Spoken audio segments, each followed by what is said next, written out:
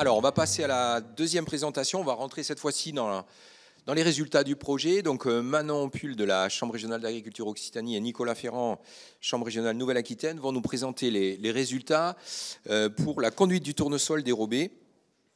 Résultats techniques et économiques. Voilà, vous avez 20 minutes.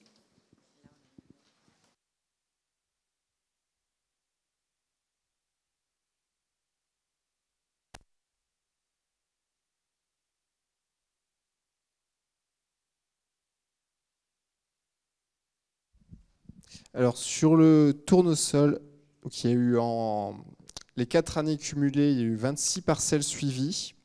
Et il y a eu aussi des essais en station expérimentale.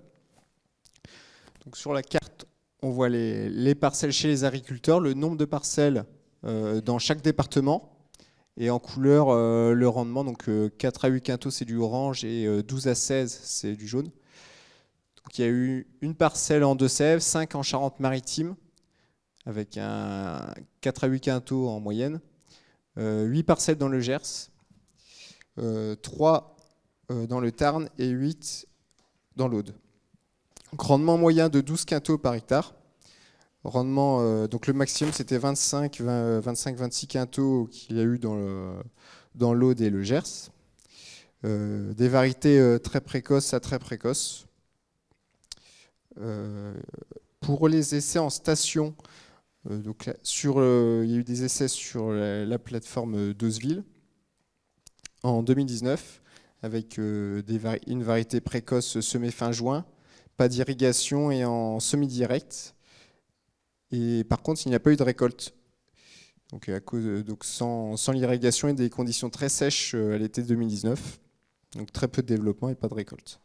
Et à Lusignan, il y en a eu en 2019 et 2020 sur la station de l'INRA, avec en 2019 une variété 100 jours, modalité à la fois irriguée et irriguée, non irriguée et irriguée, semée par contre le 15 juillet, donc un peu trop tardif, et il n'y a pas eu de récolte donc, parce que les plantes ne sont pas arrivées à maturité.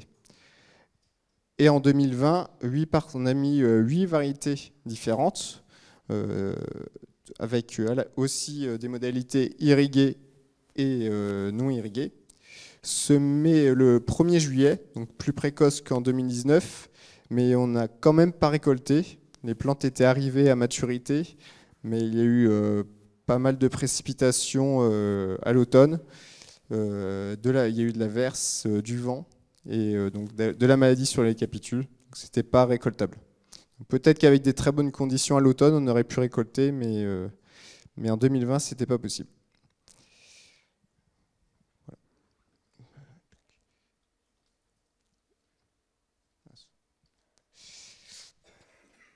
Alors, je vais vous présenter quelques exemples assez rapidement. Donc ici, une parcelle de 2022 dans l'Aude, avec un précédent blé dur, labouré, et semé le 28 juin. Donc il y a eu 160 mm d'irrigation et une date de récolte au 19 octobre. Donc, il y a eu un très bon rendement de 24 quintaux par hectare. L'irrigation plus les précipitations, le tournesol a dû avoir à disposition plus de 200 mm, ce qui est suffisant pour le tournesol. Ensuite, une parcelle de 2021 dans le Gers, précédent colza semences.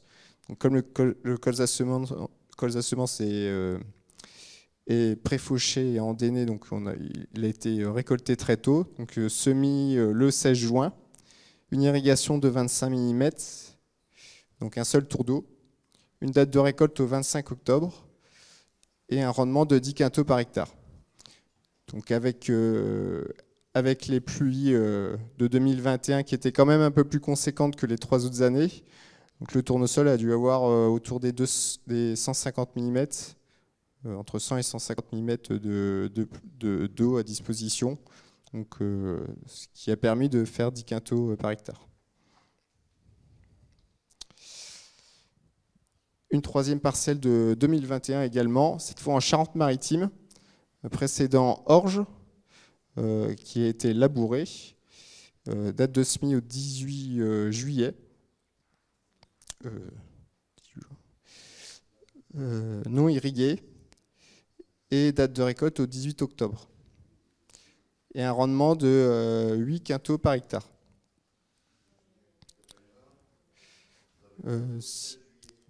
Oui, si, il y a une erreur, mais j'ai 8 juillet. C'est 8 juillet. Ouais. J'ai un doute, je vérifierai.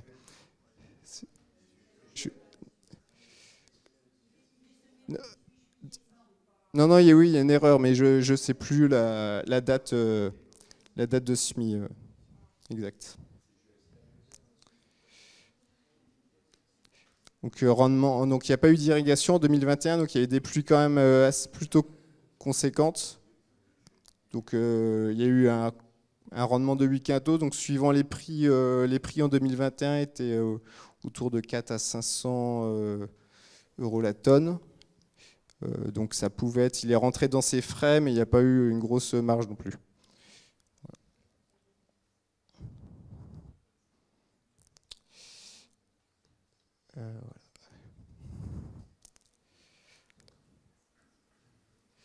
Sur les conduites donc pratiquées, donc là il y a toutes les, il y a les 26 parcelles.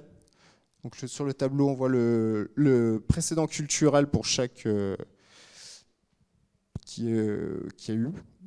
Donc 6 parcelles avec un précédent orge, 5 en colza semences, 5 en pois, donc c'était vraiment les 3 principaux. Il y a eu un peu de blé dur, blé tendre, colza, ail, choux, semences, donc qui sont des cultures quand même un peu particulières, une prairie. Pour le travail du sol, il y a eu 76% des parcelles avec un travail du sol, que souvent des chômages, quelquefois labour, mais c'était principalement du déchômage. Niveau du désherbage chimique, 68% des parcelles ont été désherbées. IFT moyen de 0,6. C'était le désherbage visait les graminées pour du précédent orge, donc c'était les repousses d'orge, et aussi pour les précédents colza et pois, et le désherbage visait les repousses aussi également. Pour l'irrigation, 68% des parcelles irriguées, avec 80 mm en moyenne, 3 tours d'eau. Et pour la fertilisation, 80% non fertilisés.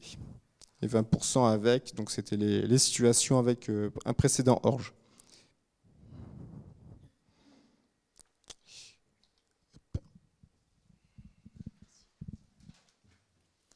Manon Pull de la Chambre régionale d'Occitanie. Donc, je vais prendre la suite de Nicolas. Je vais vous présenter l'étude des combinaisons de techniques culturelles que nous avons réalisées. Donc, par rapport au diagramme que vous a présenté Nicolas juste avant, nous avons étudié les paramètres suivants. Donc, si la parcelle est irriguée, est-ce qu'il y a du travail du sol avant semis, du désherbage chimique et de la fertilisation? Ils ont été étudiés conjointement.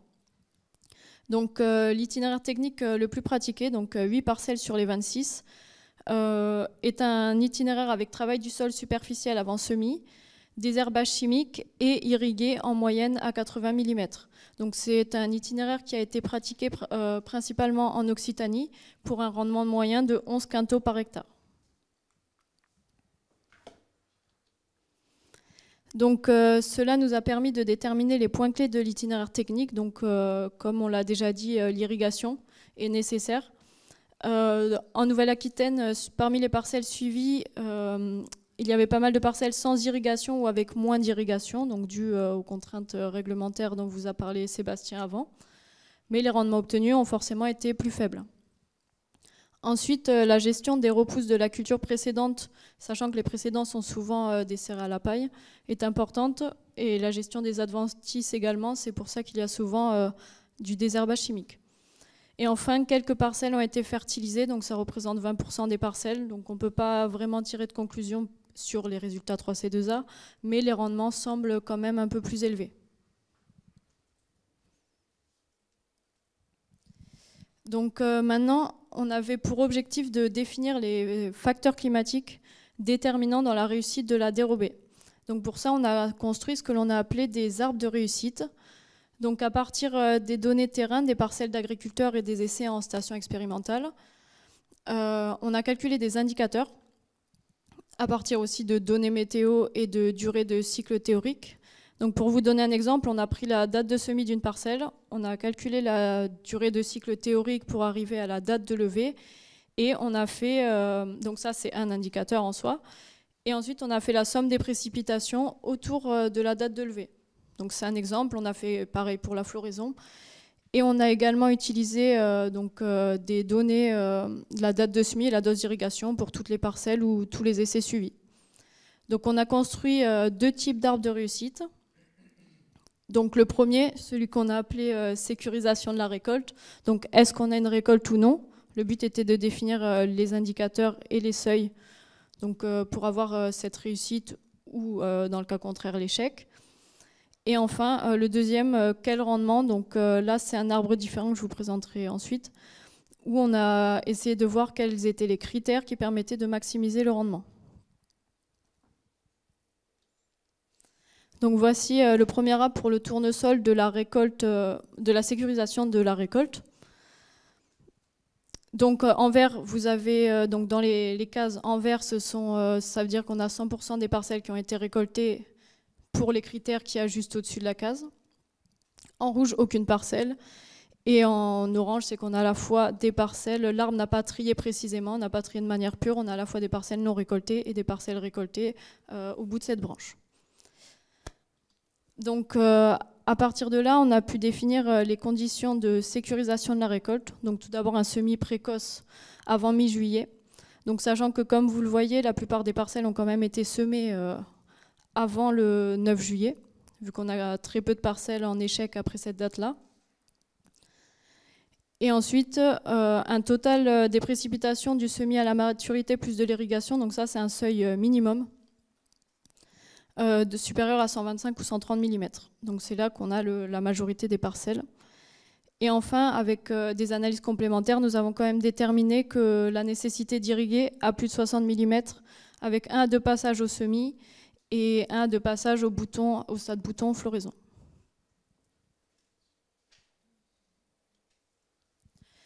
Donc là, c'est un deuxième type d'arbre pour celui qui détermine les conditions qui maximisent le rendement. Donc les meilleurs rendements obtenus sont en vert et les moins bons en rouge.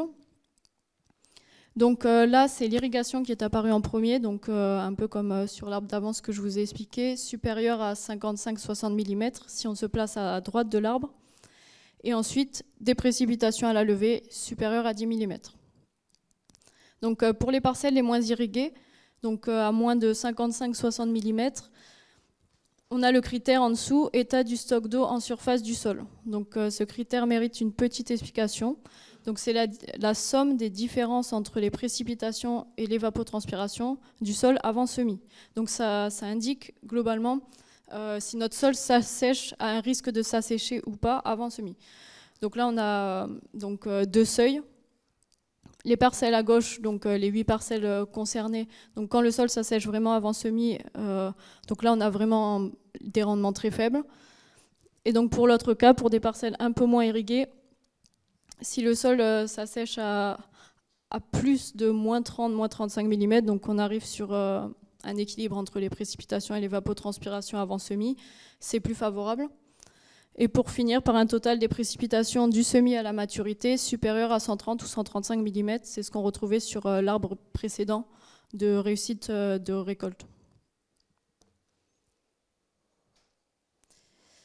Donc maintenant, je vais vous parler des perspectives économiques. Donc, pour vous présenter cela, on a créé des cas types. Donc, pour ça, on s'est basé sur ce qui avait été fait parmi les parcelles suivies sur le projet. Donc, dans le tableau, vous avez les numéros d'itinéraire technique, ensuite le nombre de parcelles concernées et en dessous, l'itinéraire technique mis en œuvre. Donc, toujours selon les critères, est-ce qu'on a de l'irrigation, du travail du sol avant semis, du désherbage chimique et de la fertilisation azotée. Donc, ils sont classés par rendement du plus faible au plus élevé parmi les parcelles que nous avons suivies. Donc pour faire ces cas types économiques, on s'est basé sur les itinéraires qui étaient les plus réalisés. Donc d'abord le 4, c'est un itinéraire technique avec travail du sol avant semis, irrigation et désherbage chimique. Ensuite, le 5, pas d'irrigation, donc juste le travail du sol avant semis et le désherbage chimique. Et le 10, où on a de l'irrigation et du travail du sol avant semis. Donc on n'a pas choisi le 3, où il y a également 3 parcelles concernées, parce que c'est un itinéraire non irrigué. Et ça ne représente largement pas la majorité des cas qu'on a vus sur les parcelles suivies. Donc on a préféré prendre deux doses d'irrigation différentes pour le 4, qui est le plus réalisé. Et je vais vous le montrer tout de suite. Donc voici le premier cas type. Donc c'est un cas type avec travail du sol et désherbage chimique sans irrigation. Donc pour tous les cas, c'est la même hypothèse de semis au semoir monograine, 2 semences certifiées à 75 000 grains par hectare. Donc les coûts de ces itinéraires sont quand même maximisés. Ils pourraient diminuer avec l'utilisation de semences de ferme. Donc la différence avec le deuxième, c'est qu'on rajoute une irrigation de 75 mm.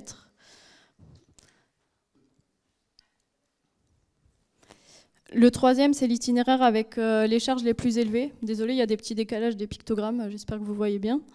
Il y a 125 mm en dose d'irrigation au lieu de 75 mm. Donc sachant que sur le projet, la moyenne de dose d'irrigation est de 80 mm. Donc on a testé un cas un peu plus élevé. Et enfin, le dernier, c'est un itinéraire avec travail du sol et irrigation à 100 mm. Donc le but était de créer des graphiques, donc des graphiques de rendement en fonction du prix de vente. Et donc les rendements à atteindre sont des rendements que l'on a appelés rendement équilibre. Donc c'est le rendement nécessaire pour atteindre une marge semi-nette à 0. Donc la marge semi-nette sans coût de main-d'œuvre. Donc vous avez donc trois groupes d'itinéraires techniques. Donc le premier, tout en bas en marron, c'est celui qui est non irrigué. Et on voit largement le poids des charges d'irrigation avec le 3 en vert qui est le plus irrigué, qui est tout en haut. Et un groupe, donc la courbe du 2 est sous la courbe du 4, où on a une dose d'irrigation à peu près similaire, c'est 75 ou 100 mm, à la seule différence qu'il y a du désherbage chimique en plus sur le 2. Donc avec des prix, là, ce sont les prix de vente moyens du tournesol sur les 3 années du projet. Donc, on n'a pas mis 2022. C'est un cas que je vous présenterai après parce que la conjoncture était différente des autres années. Avec les prix de 2019 pour atteindre l'équilibre des charges, donc la marge à 0, il fallait atteindre 9 quintaux par hectare avec la conduite non irriguée, 14 quintaux avec les conduites 2 et 4, donc irriguées à 75 et 100 mm, et 17 quintaux avec la conduite 3. Donc, par contre, avec les prix de 2021, donc, qui avoisinaient les 500 € la tonne, 6 à 11 quintaux par hectare étaient à obtenir pour tous les cas, même le plus irrigué. Donc, sachant que la moyenne de rendement sur ces cas types, sur les parcelles suivies du projet, est de 13,6 quintaux par hectare.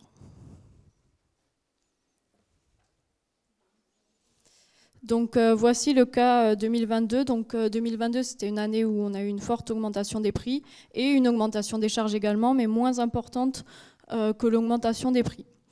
Donc j'ai pris en exemple la conduite de culture avec les plus fortes charges que je vous ai présentées juste avant, donc l'irrigation à 125 mm.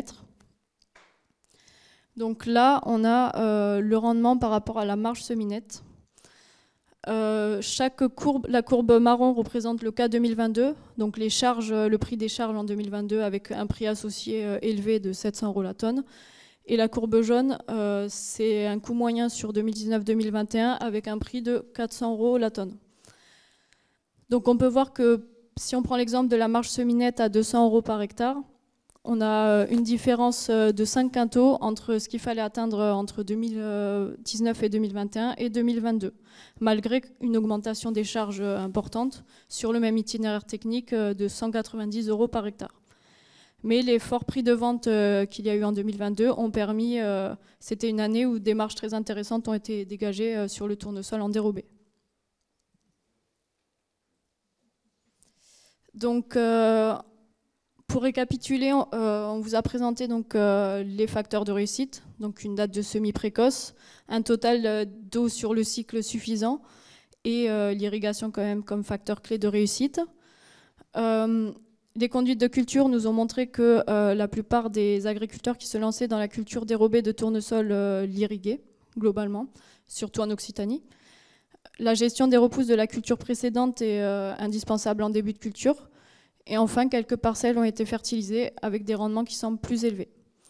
Donc le tournesol en dérobé est une culture d'opportunité selon les prix de vente pratiqués. Et l'irrigation est le poste de charge le plus important, mais c'est également ce qui permet de sécuriser la culture.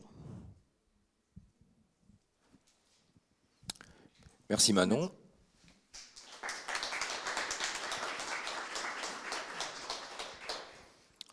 Voilà, donc je ne doute pas qu'il y ait des questions, notamment sur cette façon de présenter là, les fameux arbres de réussite. C'est l'originalité aussi un peu de cette représentation et de l'ensemble donc du traitement des données dont est à l'origine Manon.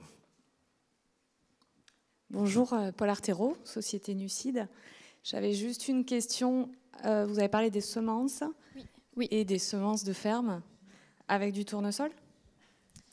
Alors, c'est pour ça qu'on a fait des cas types avec des semences certifiées, parce qu'en tournesol, quand même, la plupart des agriculteurs, parmi les parcelles que nous avons suivies, utilisent des semences certifiées. Sébastien, tu veux? Toutes? Oui, les semences de ferme étaient principalement pour le sarrasin. Voilà. Mais c'est vrai qu'on s'est... Pardon. Et donc on s'est posé, voilà, c'est ça qu'on a évoqué beaucoup ce terme-là, de semences certifiées ou de semences de ferme.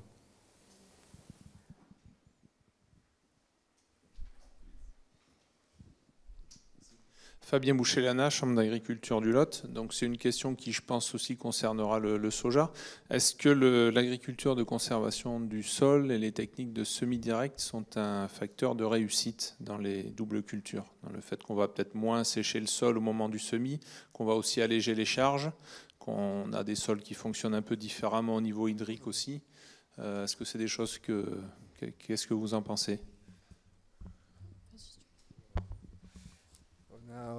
On a regardé s'il pouvait y avoir un lien entre les deux, mais c'est pas évident. Ce qui favorisait la réussite dans tous les cas, c'est la quantité d'eau. Et le facteur de la quantité d'eau est bien plus important dans tous les cas que le travail du sol ou le semi-direct. C'est possible qu'il y ait un lien, mais dans tous les cas, la quantité d'eau est vraiment le facteur qui est le plus important. Alors en semi-direct... Et on n'a pas justement besoin d'un peu moins d'eau en semi-direct, meilleure efficience plutôt, à même quantité d'eau? Oui, sur l'efficience, oui, en eau.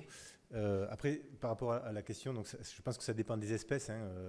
Soja et tournesol, on a quand même deux espèces différentes par rapport à cette question-là. Soja, une espèce plus adaptée à ces pratiques d'implantation simplifiée.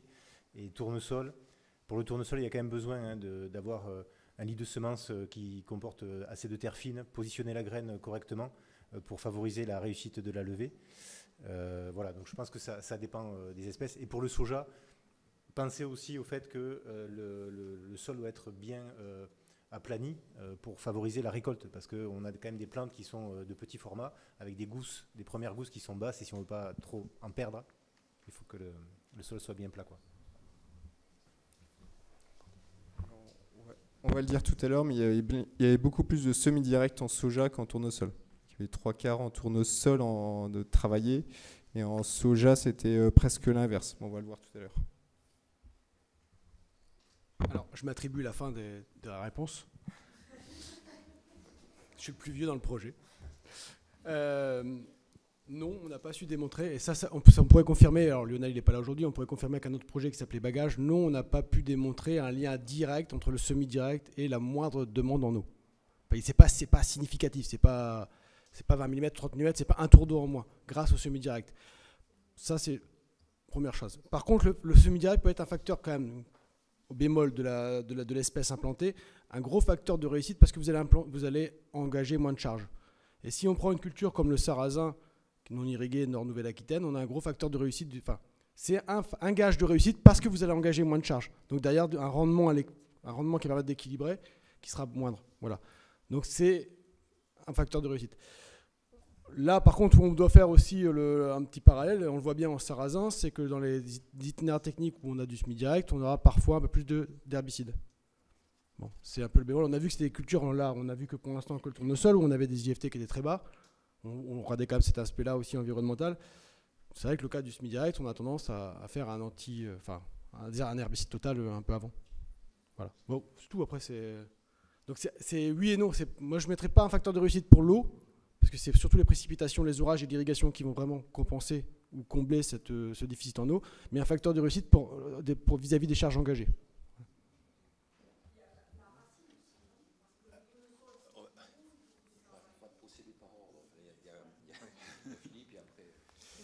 Oui, Philippe Debac, INRAE.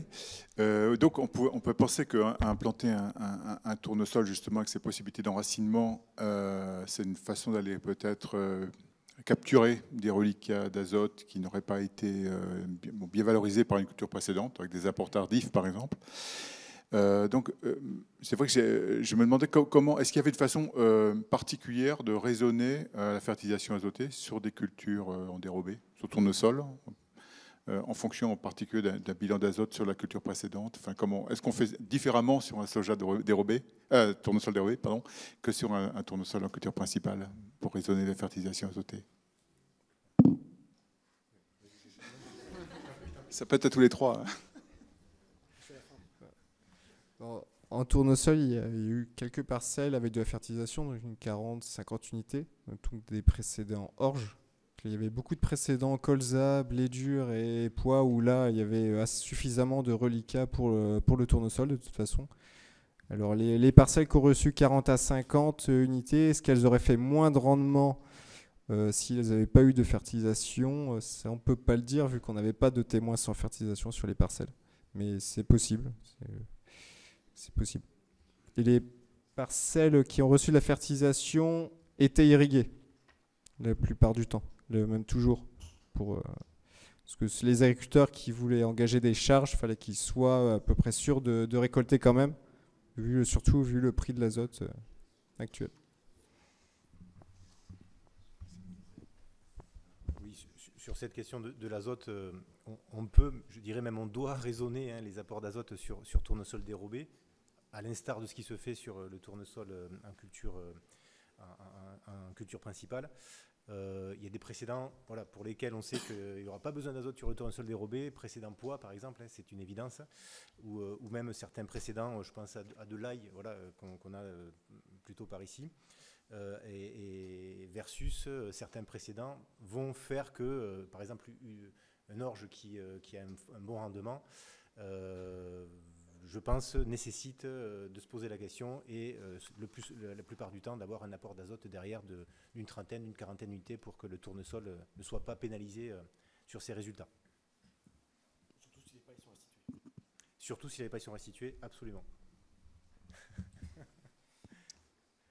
Oui, Vincent Lecomte de Terrinovia, j'avais une question sur le calcul des marges semi-nettes.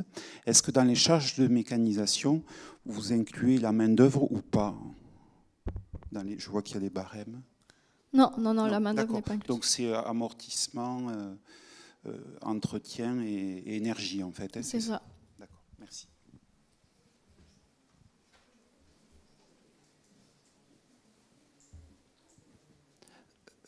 Fabien Auriac, Chambre d'agriculture de Haute-Pyrénées, bonjour.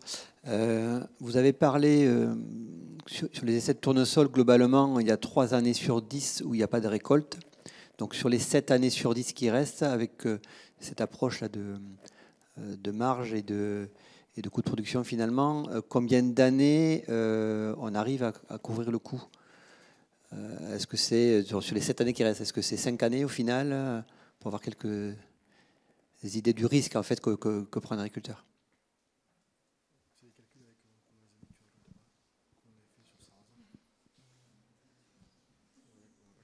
Alors, vous le verrez dans l'étude, on a fait le cas de la réussite d'une année sur 2 Donc une année réussie, donc, enfin 5 années réussies du coup, oui c'est ça, sur 10. Et pour le tournesol, on peut voir que ça peut être jouable si les rendements sont assez élevés. Donc je ne l'ai plus en tête exactement, c'est dans le guide, mais on ne l'a pas fait sur 10 ans, on l'a fait sur une réussite de 50%. Peut-être que Nicolas, tu l'as fait sur plusieurs années. On prenait en proportion, en fait, ça ne change pas grand-chose cette année, qu'on prenne un pourcentage de 50% de réussite ou 5 années sur 10, ça revient au même. Mais on l'a fait sur... j'avais fait dans les fiches qu'on avait données aux agriculteurs, on présentait des calculs de entre 50, 70 et 100%. On comparait la marge semi-nette lissée sur le 10 ans. Donc forcément, quand on récolte dans des conditions sans irrigation, si on considère qu'on récolte 5 années sur 10, la marge semi-nette sera bien plus faible si on la lisse sur les 10 ans. Je ne sais pas si ça répond à la question, mais donc, ce qu'a dit Manon et Nicolas, c'est à la page 21 de votre guide, le graphique qui est en bas, il prend en compte une année de récolte sur 2. C'est-à-dire qu'on engage 100% des charges tous les ans, en particulier les charges de semences, mais on ne récolte, on a un produit qu'une année sur 2. Et on prend en compte ça dans le calcul. Donc c'est-à-dire qu'en fait, vous avez un décalage du rendement seuil à atteindre pour arriver à l'équilibre qui tire vers le haut, quoi. Voilà.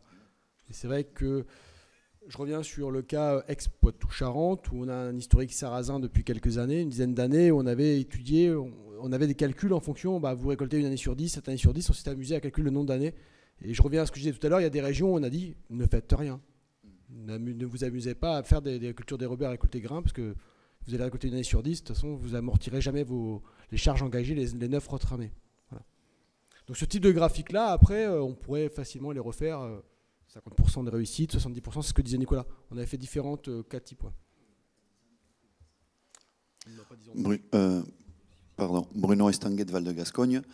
Donc j'en profite de 2 questions. La première, est-ce que vous annoncez donc des densités de semis à 75 mg densité de semis? Est-ce que vous avez regardé la variabilité justement de la densité de semis, si elle peut avoir un impact du fait d'une faible RU disponible? Et deuxièmement, est-ce qu'au niveau des rendements par rapport aux précédents et à l'approche chimique qu'il y a eu sur les précédents, est-ce que vous avez regardé l'impact notamment des sulfos et autres, notamment sur du tournesol? Est-ce qu'on a regardé ça? Alors. Ce sont des points importants. C'est très intéressant, mais on n'a pas encore regardé. Sur la densité de semis du tournesol, il n'y avait pas une grosse variabilité chez les agriculteurs. Ça allait de 65 000 à 80 000, 80 000 pour les plus denses. Il ne faut pas semer trop dense. Les agriculteurs ont quand même remarqué qu'il ne fallait pas semer dense, sinon la concurrence à l'eau tout de suite faisait que les tournesols se développaient presque pas. Donc vaut mieux semer un peu moins dense que trop dense. Ça, c'est après l'idéal, je ne sais pas de combien il est, ça peut dépendre du type de sol aussi, et puis des dégâts d'oiseaux. Voilà. Ok, sur la deuxième question. Non, enfin, comme tu le disais, ce sont des choses qui n'ont pas été explorées, voilà, qui n'ont pas été étudiées de près, mais en tout cas, les points que tu soulèves, densité de semis et aussi se soucier du type de désherbage qui a été mené sur la culture précédente, oui, ce sont des points importants à intégrer et qui montrent que le dérobé, alors oui, je suis d'accord avec ce qui a été dit, hein, il faut être très opportuniste pour faire du dérobé, mais je pense qu'il y a aussi une part d'anticipation. Bon, je dévoile un peu une de mes diapos de tout à l'heure, hein, mais bon, c'est pas grave. Mais il faut, je pense, anticiper ce type de situation qui peut être problématique, quoi. Ouais, tout à fait. Si je peux rajouter quelque chose, parmi les parcelles suivies sur le précédent, on a quand même beaucoup d'orge et ensuite des précédents très variés. Donc ça a été difficile de faire, on va dire, des généralités dans nos résultats sans avoir assez d'exemples. Parce qu'on avait 25 parcelles suivies, si on a 6 ou 10 précédents différents, c'était assez difficile de faire le lien. Donc c'est un point à poursuivre, effectivement, enfin, c'est un intérêt pour la suite.